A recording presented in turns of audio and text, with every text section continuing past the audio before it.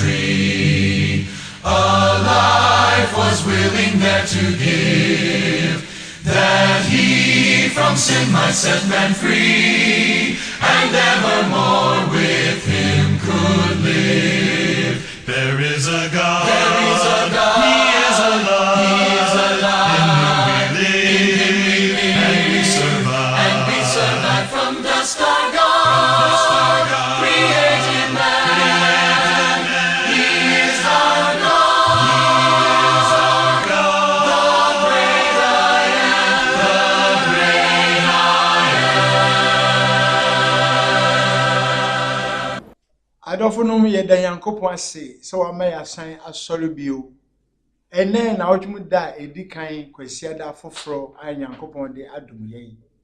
ese se ye dan Yankopon ase o san se mfimpim mienu ani dunum 2015 ni o ya obeka se e hya ase be na odwum yen se etwa mu ye ani nso se be bia Yankopon de ebeduru aka kra bi na sa afi nso ko na wieye enti mo ma yen da nyame ase if you say oye na doye ewo hoda ejidifo ene adofo a ye hia ene Church of Christ fo hia o Metro Television so ya disua efa tumi ho no ena ye to aso nei ye dikan ehunu ye Yankopon kase no so no ye tumi nyina wura ni nyansa mu wa che tumi ni disuo de amma enimpa ma na ene de betu aso no eye oman biara ewo wiase ha Onyankopon hihie mu no oman nimpa editumi na ye Bible text no pay ye begina so na ye de aye asore ye nemu akasa afa ho eye Roman foma etidumiensa nchichemu baako. This morning we are reminding ourselves and to continue our lessons about authority. We have seen that God is the absolute authority in the universe, and that he has also delegated authorities among human beings.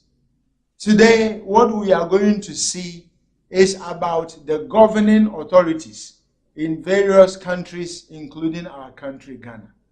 And our text is Romans chapter 13, looking at verse number 1. The scripture says, "Let every soul be subject to the governing authorities, for there is no authority except from God, and the authorities that exist are appointed by God." This is what the Bible says. He says, let every soul be subject to the governing authorities, and that there is no authority except from God, and that those authorities that exist are appointed by God. Of course, we know people use various means, some of which are not good to even talk about, to acquire power, to acquire political authority. But it is within the framework of God that in every country, some people should exercise governing authority so that there will be peaceful coexistence, so people can go about their normal activities. That is what God has put in place. But as I said in the beginning of this lesson about authority, when you are acquiring the authority, or when the authority is given to you, what you use it for, what you do with the authority is what matters. And in the sight of God, everything that we do, there will be a time of reckoning. Niaya kan say Roman fo metidu mi ensa nchichemu ba ko ne kire ense akra yina mra won ho asem matumi a ewo ho usan so si tumi bi ani ho gi ne efri Nyankopon na won a wodi tumi no Onyankopon na odi won asi ho enti ne omu ni se nimpa e pri tumi a otumi fa kwan a opa bia so ebinom tu nnuro ebinom kɔ baabi a yɛnkɔ ne ade de praise atumi no na obedi tumi no nso a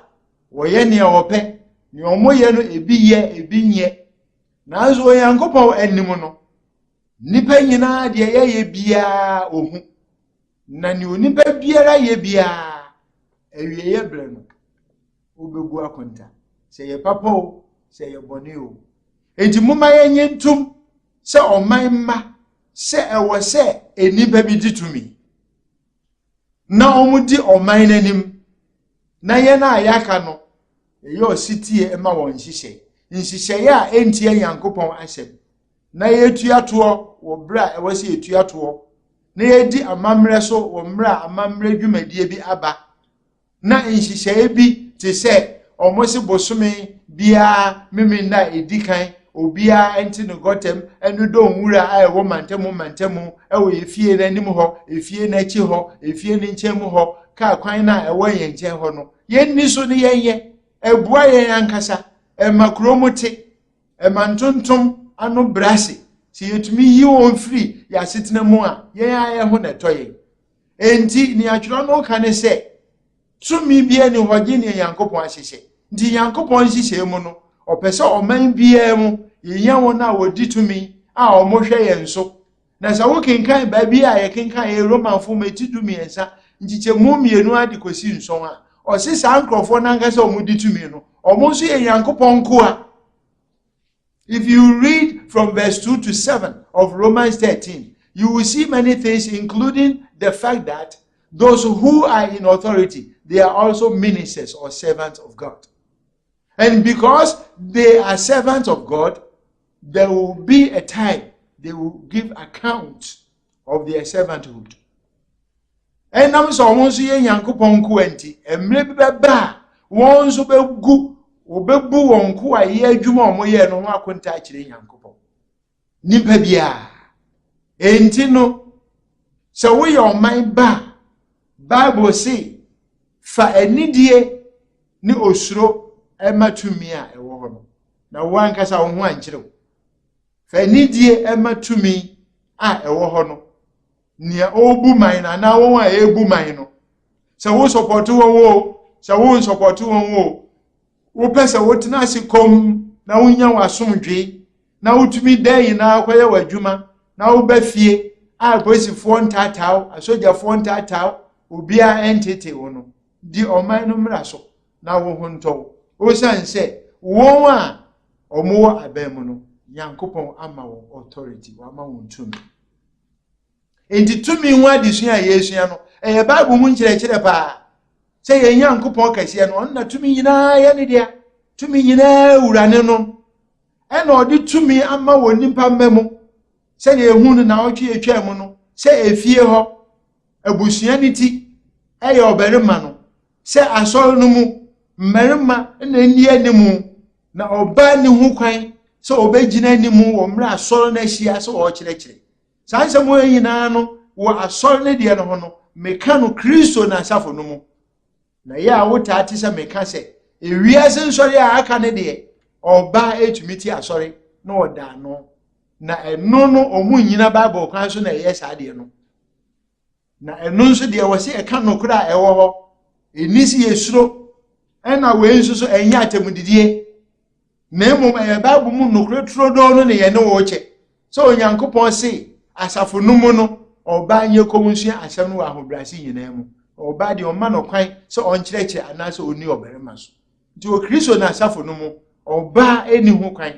na yɛnyɛ saa deɛ no nso so efisɛ deɛ Awurade asɛm no aka no tumi edi akyire ɛyɛ Nyankopɔn tumi ɛsɛ yɛnya anidie ne obuo ne ahobrɛase ne osuro ɛde ma Nyankopɔn adɔfo no wɔ ɔman no mu sɛ woyɛ ɔman ba ɛwɔ sɛ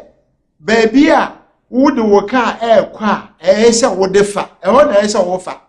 ɛmfa ho sɛnea wo sika dodoɔ bi a wanya ana adwuma kɛseɛ bi a wabie ma nipa bebree yi adwuma wom nti wo de baabi a obiara nam no sɛ bi a wo firi enkran ɛkɔ Kumasi a ɛyɛ sɛ wo fa nimfa wo si o me sɛ ne misi yɛ popular nti mɛkɔ akɔfa benkum dabi wo yɛ sɛ wo ho bɛkyerɛw ahwe ya wo ankasa obenya akwanhia awu anaase apolisifoɔ bɛkyew adenti na wonam kwan no fa ha wo mra yem block kwan no ne yenye direction bi ase bi a efiri ha kosi ha obi mfa hansa ɛwɔ sɛ yɛnyina yɛdi ɔman no mra so we nyina yɛ nkyerɛkyerɛ a ɛwɔ Bible mu na sɛ yɛhwɛ enwoma ahodo bi wɔ Bible mu a mefa emu akɛse emienu a ɛkasa fa amanwesɛm ho paa Daniel nwoma ɛne adiyisɛm nwoma saa nwoma yi mienu ɛkasa fa amanwesɛm ho papa na yɛmfa Daniel nwoma ɛnyɛmfa to ho sɛ wokinkan Daniel nwoma eti enson the whole chapter no onyankopɔn ma Daniel nyɛ nisuade hu no ɔso daye ɛna ohun sɛ ɛpo kɛse bi da hɔ na mframa ɛbɔ wɔ so na ɔhwɛ na ohun sɛ ɛmmoa akɛse nan asɔre afiri ɛpo no mu ɔsɛ aboa odikan no ɔte sɛ gyata aboa ɔtɔ so mienu ɔte sɛ sisire aboa ɔtɔ so miɛnsa ɔte sɛ sebɔ aboa ɔtɔ so nan ne deɛ ɔsɛ ne ho yɛ hu paa wa mmɔ ne din. We are talking about authority, and we are now looking at political governing authorities in various countries that our country Ghana is included. Now, when you go into the Bible, there are some books which are highly political books. A book like the book of Daniel, a book like the book of Revelation, they talk so much about politics, about governing authorities. Daniel chapter 7, he gave account of a dream that he had some time ago. And that in that dream, he saw the great sea with the wind blowing on the sea. And at a point, he saw 4 great beasts coming out of the sea. The first one was like a lion. The second one was like a bear. And the third one was like a leopard. And the third one was simply a grotesque animal, a beast that he did not assign any name to. And later on in the same chapter 7 of Daniel, when you read verse 15, an angel explained to Daniel that these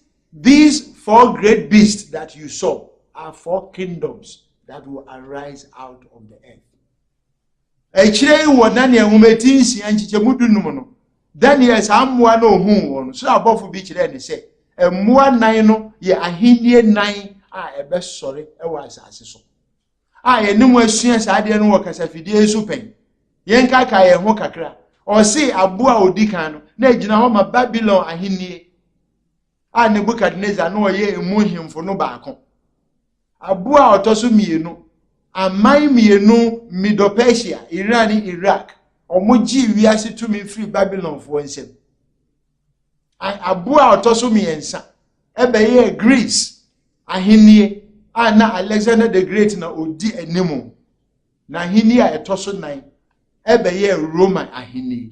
sa Roman ahennie na abreso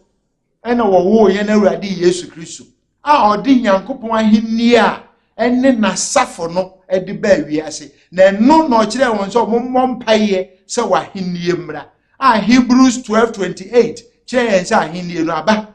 nanso edi besi na nipa bebre da so bompaye se wa ahennie mra wo mra ade no Hebrews 12:28 se aba nti ye na Nyankopon ase wo ho no enti wo se Daniel wo ma no kasa fa ahennie asemo ahennie tumi wo ho a wo yo man ba ese se wusro sa tumi di anidie ma no na wo ankasa nso wo ho atɔ afesi yekenkan ya di semo a eye the book of Revelation ekasa fa Roman ahennie a ode atete eba Kristo na safo no so nanso ni nyina mu no na Kristofo nye nkrofo a omu kasa tia tumi e wo ho ana omu ebo pobone bi efa aban ana tumi a na wo ho na omu ye oman bapa nanso oman na kasa yusu no tumi se so omu ye oman bapa mpo a omu betete wo ni nyina ne se na Roma henie mu mpanimfo no omu nti Yesu Kristo eni na kidifo no nsam omu ka se osura henie na se na won adwen ye won se de wiase ahenie no brebi na ekura Babylonfo na media ne Persia for betu sa Babylon ahenie no guye na media ne Persia ahenie nso Greek for to guye na won ankasa nso Roman for no two Greek for ahenie guye no magye e Kristo for no ni Yesu Kristo omo nso so ja omo obopo se e bedru bebi o betu Roman ahenie agu enti atete bebrebe ni nyina no na koma Luke no oye physician doctor nyonku bia oye Roman soldier ni pani a ye friend Theophilus o chiro Lucas empade koma no o chire no bibi fa anye na ginkwa Yesu Kristo ho say Jesus a yes oye yen hene no eye wiase ahenie bi no wo betu agu na o san chiro asomafo nyuma the book of Acts e de koma Theophilus kuro ya no o chire ne say ahenie na meka ho asem a chire wo no a meka Yesu oye yen hene no ho asem no hwe ahenie ni sha ase no Yesu hu asempa na yeka na onimpa esakira nadwen na so de no ho ma Jesus a ye bonesu no abaye ahenie no ba enti ahenie tumi amanyo sem tumi amanyo enhweso etumi Onyankopon na ahihye saade ne se enwo wiase Nyankopon anka se ewiase amaman no watu bibia abrum obia tumi ye ne ope tam a ope bia na ka kwan utumi do ka fa ba bia Davida na mmom nhihye ewo ho tumi yade a Onyankopon na de ama ewo nimpa mamu enti osi akra nyinara emre won ho ase enye ositie emfa matumi a ewo ho enti wonni ho kwan sa wo sori a obekasa kasa bia wo pe de atie won a wodi tumi ye wo kwan pa ye fa so na se won a wodi tumi no wo ye bibi tia yen a ye fa so eka yasem e wo anidie kwan so wo mra kwan so se duru brebi mpo na won a tumi hye won sa no omu fi se tumi ni nti omu ntie obia ye ka asem bi omu ntie a ye koso a edi ye ka yasem ni yie ye bompa Yesu frechiri osuru Nyankopon a Onyankopon a obowura Nebukadnezar piem na okoson ne daye no Onyankopon betumi asoso mpanimfo daye betumi akasa akire won momo ahunu se tumi na ekura won no ne awode ma won na enye won a ne bofae se de Nyankopon enye obi na ditumi ma no se de Nyankopon enye obi na to aba bi ma no yi ni etena na konwia se Nyankopon na eduru mrebi a nimpa na aka kyense watena so kakra eye no nimpa omudi tumi nyina tumi enya ade a eye won dia omo hwe so ebribi na eduru mrebi a Nyankopon agi afiri won nsem ndi yen emra nimpa bi edi tumi no o se yemra ye ho ase ifise tumi bi ani ho gini Nyankopon asise. So we are expected as good citizens of our country and of other countries to be subject to the governing authorities that are exercising political administration. This is what God expects of us, so that there will be peaceful coexistence wherever we live, and that if we are facing any civil problems, we should channel them accordingly, lawfully, to the powers that be. Sometimes human beings, when they wield power, they think they are all in all, so they don't want to listen to anybody. We pray to God, and God is able to touch their hearts. God is able to influence them. God is able to go even into their bedrooms. And by bedrooms, I'm referring to when they are asleep. God is able to give them dreams, to teach them lessons, to speak to them, like he did to King Nebuchadnezzar many years ago. Enti ye wo oman no no e wo se ye hwe ye nkasa yiye se si a Ghana radio stations bebre wo ho eye eboa ye ti kase abo ye tie nwum ye tie agrokansi ye tie amanwesem ene niema ekoso nyina na ye mu bebre adan nyina Yesu so oman mu ayeden ahokyere aba ye ho ekire ye ne ade enokre na wo akure ya nso sika kakra wonya ye no wo de akwakoto credit na afa wo frɛ radio stations ahoro nyina na wo kekanse mu akɛse ɛwɔ se yɛhwɛ yɛ ho yie na tumi a ɛwɔ hɔ no yɛde anidie ma no onyankopɔn no yɛtumi nyina farebai ɔhwehwɛ yɛn sɛ nea waka afa saa asɛm ho nso no yɛde bɛyɛ adwuma ɔse ɛno nti na ɛsɛ sɛ yɛtu atoɔ Romans 13 verses 6 and 7 he said for this reason you pay taxes nti sɛ woyɛ adwuma bi na ɛsɛ sɛ wotu atoɔ a tam no so ɛsɛ wotua sɛ woyɛ ɔman ba pa wo ma yɛnyɛ illegal connection ɛyɛ nyinam kanea a ɛho asɛm ayɛ de ama yɛ ɛba wo fie wo mita no wo ma nkrɔfoɔ na nkasa ɔmo ma yɛ power no wo mu bi ɛma fekire no sɛ ne ɛbɛyɛ a wo credit na wo tɔɛ no ɛbɛ cha na ensign saa ne ɛma ne nyinaa wo yɛ a atemu da wo bebu ho akonta bibiara yɛyɛ tumi bi wɔ hɔ a ɔhwɛ yɛn yo a ɛyɛ onyankopɔn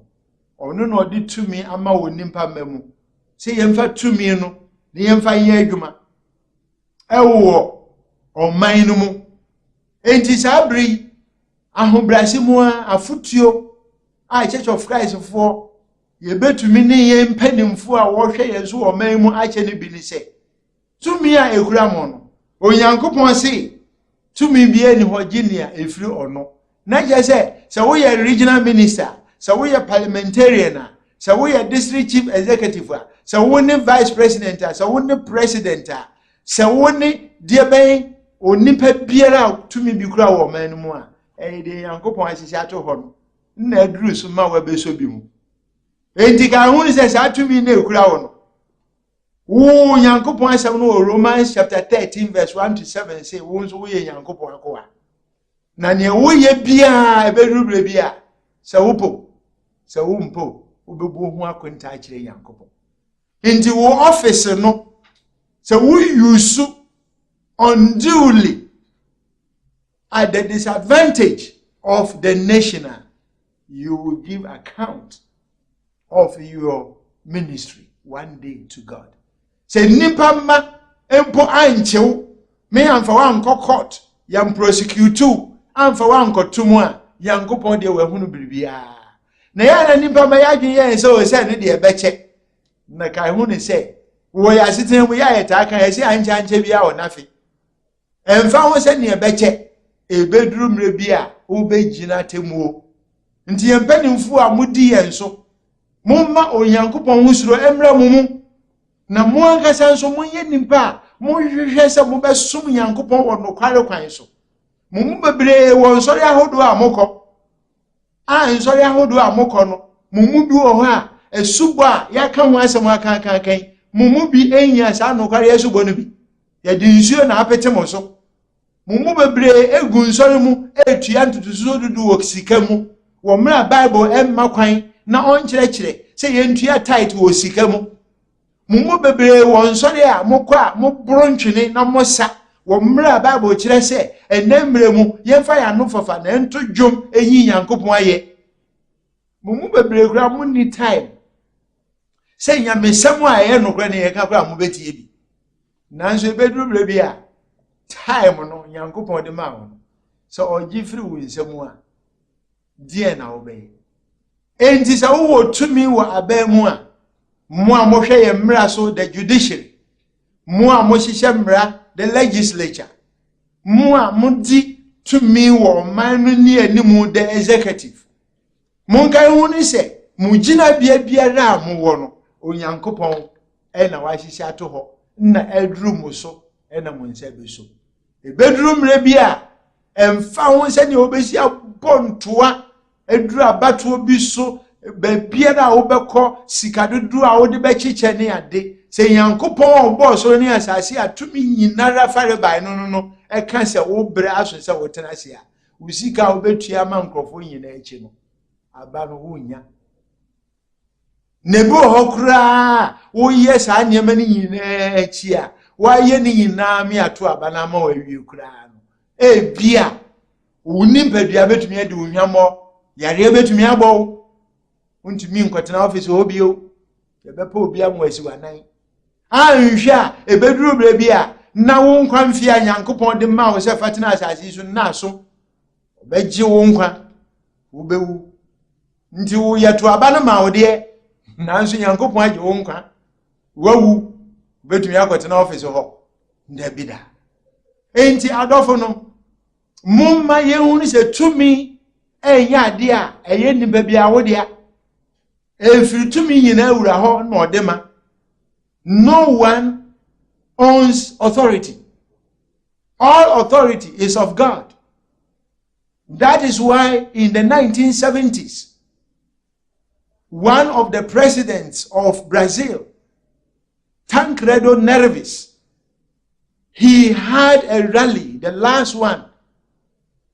3 days to an election. And he stood on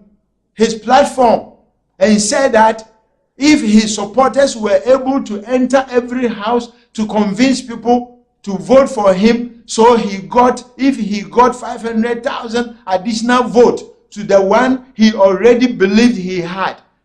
even God could not stop him from becoming president. He joked with the supreme name, the name of God. Of course, when the elections were held, he won. He had a landslide victory. And the day before his swearing in, he was found dead inside his bathroom because he joked with the absolute authority. Enti na tumi enya wodia no enisa wo kansa mu a wo pe ti se mre bi a etwa mu Brazil fo nya mamprani bi a yefre no Tancredo Neves na oye rally a pes wotena so bio na omo ye won rally a etwa to na nipa bebre ko rally na se no wo ka kire ne supporters se mutumi wurawura fie bia mu eye campaign mankrofo etemenka na se minya empimo no aba no empimo ahanum eka de me wo ho dada ho a na asem okokan ya enya asem papa ammoa no enwie ne yie edi anim gu asebre no edi na wie ye bae a na eya werɛho o se Onyankopɔn kura ntumi nsimi kwan se mekoso aye president Onyankopɔn wa abotre pa